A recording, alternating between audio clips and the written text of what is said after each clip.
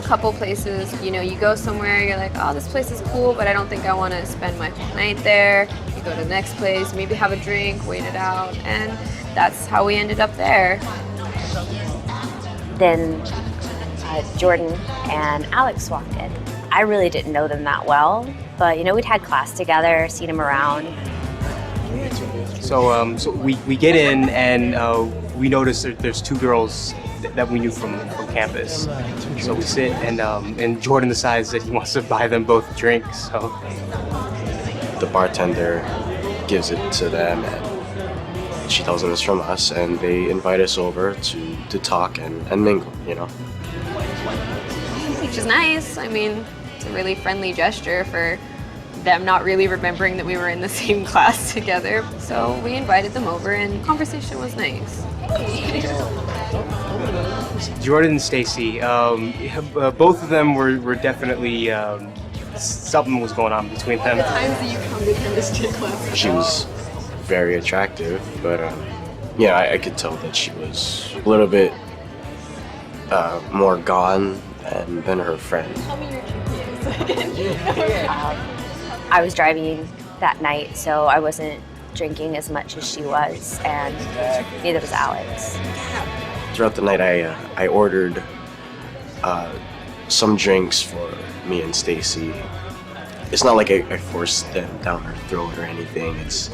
It's like if she sees that I'm buying her these drinks, that she would come to like me more. And then they started doing shots. I was like, oh, taking that. She can drink, but she doesn't drink like that. She normally doesn't, you know, do shots. It's not like I'm tied down or anything, so a little flirting seemed like it was fine. It's a fun idea, you know, and he was interested in me and I can be interested in him, and after that it's done, you know. He's not acting like he normally would. He's really being pushy tonight, and he's really just, you know, liquoring this girl up. I mean, in the beginning, you know, when she was taking pictures of us, or when I would put my arm around her and she didn't mind, I thought that was an open window. I just remember looking over and seeing Jordan touch Stacy's hands. And it seemed innocent, but as the night kept going, he kept touching her more. He did put his arm around me, which is not a big deal at first. It's like, you know, I don't want to freak out. I don't want to be that person that's like, oh, why are you touching me? Get away from me. Especially after he bought me, you know, drink after drink. Come on. Hey, you can't. I don't want to be seen as the person that's like, all right, I know you've been nice, but back up. I am the champion of not working. I thought that maybe she was warming up to me, you know, and that me and her could go the extra mile.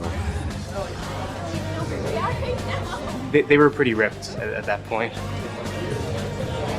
I'm thinking she just got way too drunk that she would normally be, and just wasn't in a position to take care of herself. You are the best, yeah. You could see that she was slowly going downhill from there. What I mean by that is that she was getting more and more out of it. Take a break. I couldn't give you a specific timeline. I just know that it went from really fun to I'm gonna vomit in my shoes, I guess. Sure you're gonna be okay? Yeah, I mean, she said that she was feeling a little sick and that he had offered her a ride home and that she was gonna go with him. And before I could say anything else, they were up and walking to the door. I mean, that is what was offered. Hey, you need a ride home.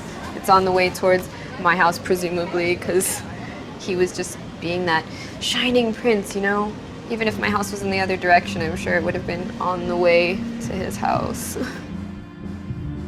I thought a ride home didn't mean it as simple as that. I thought it meant to something else. He noticed all on his own, I think, that I wasn't feeling well, so that's perceptive, I guess. When I was taking her home, it wasn't necessarily to help her. It was more of, I wanted her to believe that I was a nice enough guy to where she would trust me, And it worked. It's okay, I'm here now. My house is safe. Nobody's there. You can leave. And then he didn't. Yeah, I thought she liked it. I thought it was totally fine. I didn't see any indication that she wanted me to stop. I don't think this is, please, no.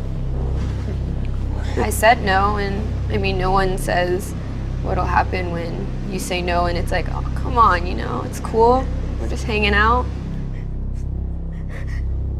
Honestly, I thought it was like playing hard to get. Scream, fight back, yell, kick him out, punch him, call the cops. But when you're in that situation, there's a million things that can be done, but really all you're focused on is why is this happening? And I just was there, and I don't know, having to sink into the fact that I was one of those people that I thought, were like stories in dark alleys with strangers. It was my fault. I was drinking too. I couldn't put two and two together. I was shocked. I was flabbergasted. He definitely didn't go into that night thinking that he would do what he did. I mean, if you can't be safe with your best friend next to you in a place with tons of people, I mean, I probably shouldn't have gone to where I went without some kind of solid, hey, this is my plan. I didn't intend for it to escalate into that kind of assault charge. And that's when it hit me that this might be bigger than what I thought it was going to be, and that I could be in a lot of trouble for something I didn't think through. Everything that you trust, it's like, who do you talk to about that? And it's all gone. Everything you believed in is gone. And it is a shock. I should have made her come with me to the bathroom and asked her if she was okay. I shouldn't have let her leave. I should have been a better friend. Nobody wants to, be scared all the time. It's good to trust the world, but it's also good to know that you're allowed to say no to anyone that you thought you could have trusted.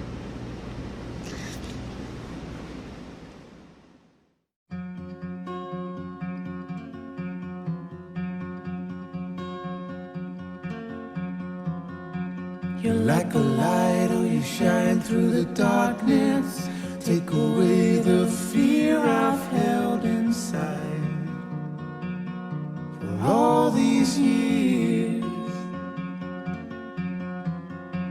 You pick me up when I'm on the ground. You give me strength when it can't be found.